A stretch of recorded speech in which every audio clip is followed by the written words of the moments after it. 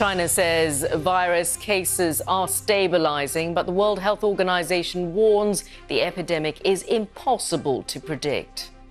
And that gives us an opportunity to prepare and to react, and still gives us the opportunity for containment and potential interruption of transmission of the virus. And the Philippine Star talks about how this Valentine's Day could be an unromantic one for some people. And that's as the fear around the new coronavirus, Covid-19, continues. The Department of Health in the Philippines has asked people to be more disciplined this Valentine's Day as a measure against the virus.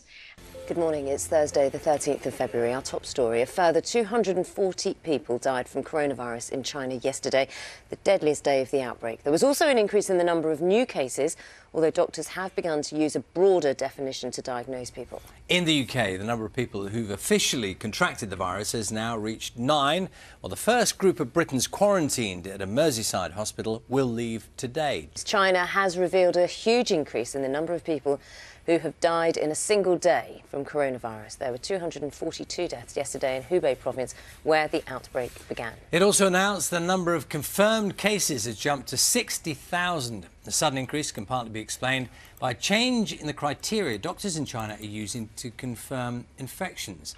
Such a rise challenges the assertion made by the World Health Organization yesterday the infection rates may have peaked. Let's take a look at the papers. The Guardian is warning the UK needs to brace itself for more coronavirus cases after the first diagnosis in London. Of course, diagnoses of 9 people now. The coronavirus also leads the Metro front page, coverage focusing on the British people who will be free to leave quarantine today after 2 weeks in isolation. Morning. What are you looking at, Ben? I want to talk coronavirus from a business point of view, okay. Because, of course, we've been looking at the impacts on the economy around the world. Lots of big fears about what it could mean for economic growth, but also we've seen that one casualty of it is the largest telecoms conference. It takes place in Barcelona every year. More than 100,000 people go to it. 1 million people descend in on Barcelona for it.